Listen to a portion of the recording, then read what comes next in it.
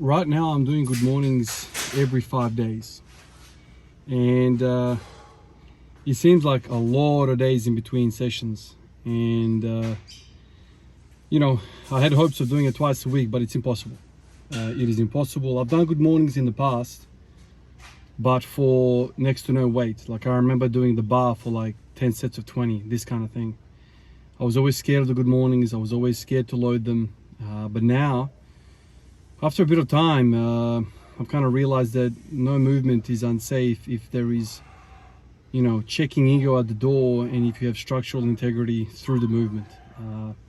I don't like rounded over good mornings. I don't like whatever those are called, Jefferson curls. I don't like any movement which relies on the skeletal structure to take the brunt of the force.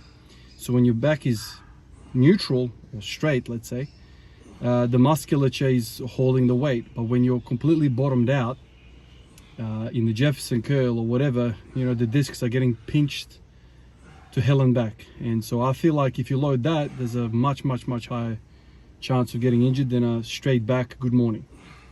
But even so, if you load it up to a heavy set of 10, it is taxing like crazy. This morning I woke up, cold morning, warmed up a little bit, and I did 3 sets of 20 with an empty bar, and I felt a lower back pump, and I thought, oh God, here we go. Maybe I'm not fully recovered even 5 days, rest.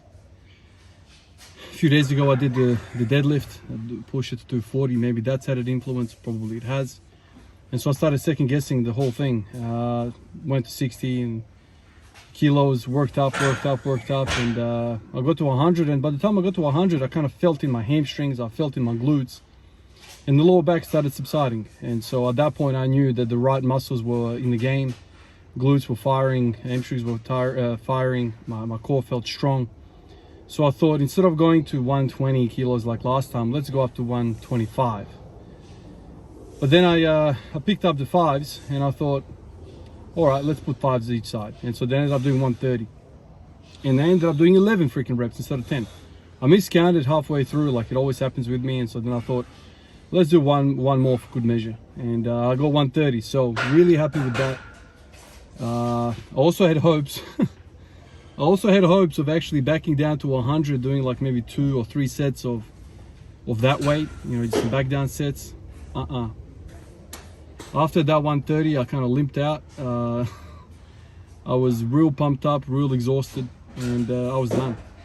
And I look back in the journal from 5 days ago when I did the 120 for 10. I saw that I did 100 kilos as a back down set for 1 set of 10. And I wrote there, absolutely gone, smashed. So that extra set as a back down probably is not needed when you're pushing so hard with the 10s. And it's not like you're working with, doubles, triples, singles, something like that you need some volume work as a back off.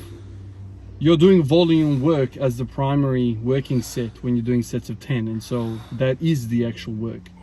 So there's no point doing a set of 10, 10 rep max, let's say, and then backing down and doing 80% of that for a bunch of sets of 10. You're already spent. So really what we're looking at now is that I'm doing 1 heavy set of 10 of good mornings every 5 days, and that is literally 80% of my recovery right now. Everything else is kind of taking a back seat right now. Like I did the 12-inch box squats after the good mornings. That was really light. I did 60 kilos. I know I can do 10 reps of 10 with 100 kilos. I think my best is 5 sets of 10 with that. So this is like almost 50%. Like it's really light stuff. But it's enough. It's enough. Once you've done good mornings, I can't stress this enough. Once you've done good mornings to the fullest, you got nothing left, man. Like, literally the main hip extensors are gone. There's nothing left. There's literally nothing left. And so at this point, all you're looking at is doing some accessories or treating the other movements like accessories, like I did here with the wide stance, 12-inch box squat, did that. And then I did a whole bunch of wide pull-ups. I need to readjust the handle on my squat rack. I need to point the thing upwards so I can go really wide. But the plan there is to just really mix it up, mix up the grip every single time I do pull-ups.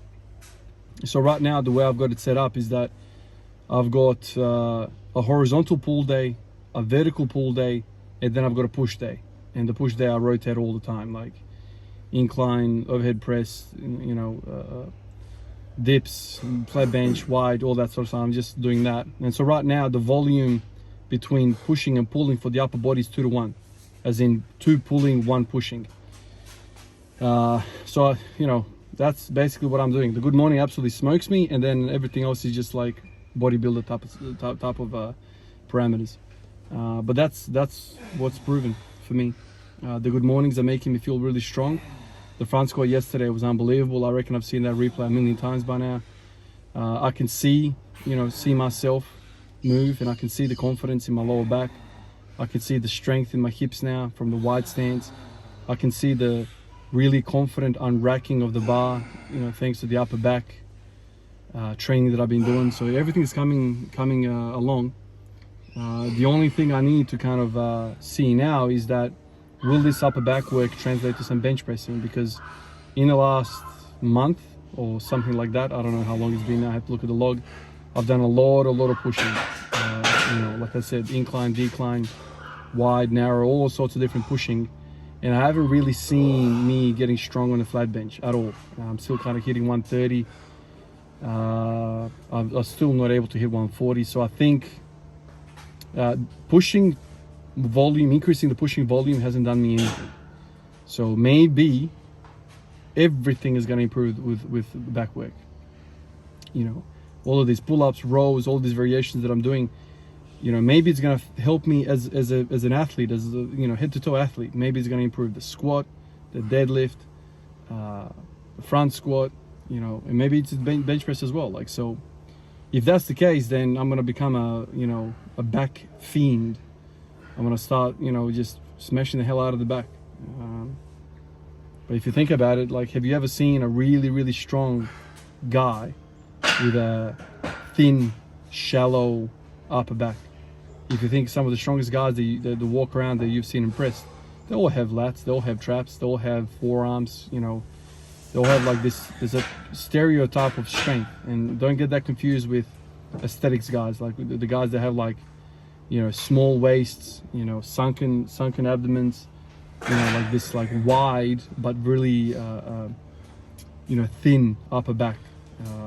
That looks good on pictures, but is that, is going to help you to move some weight? And so,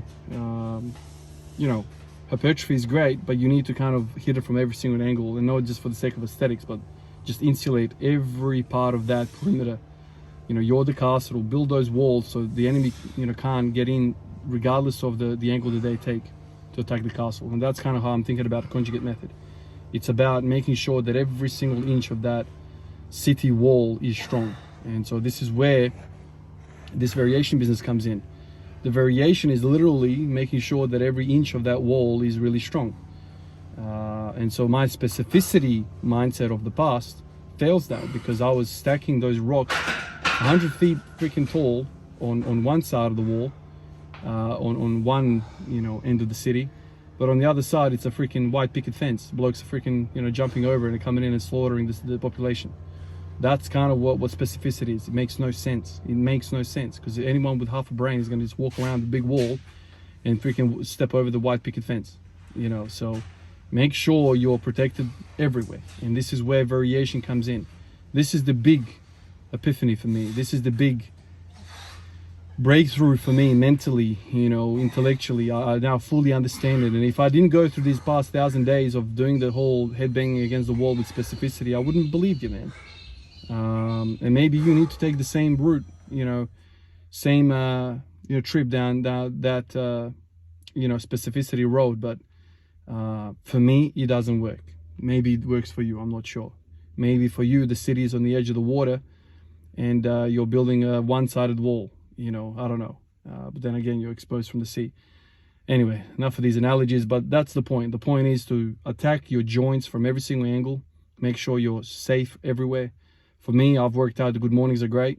It's really, really awesome. I think they're better than the RDLs and whatever else pulling variation that you got. I love them, especially with the SSB. My God, what a freaking buy.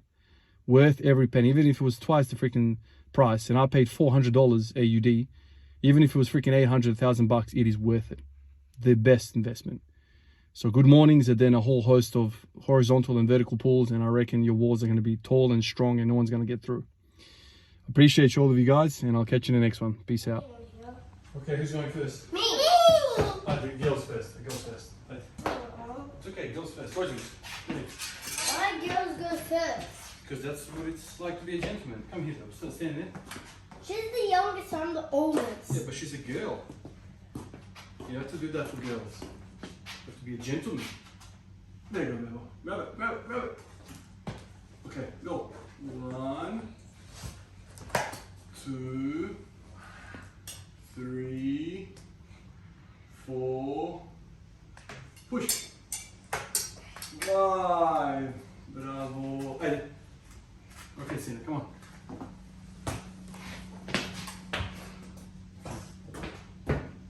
I want you to really work hard. Come on. 5.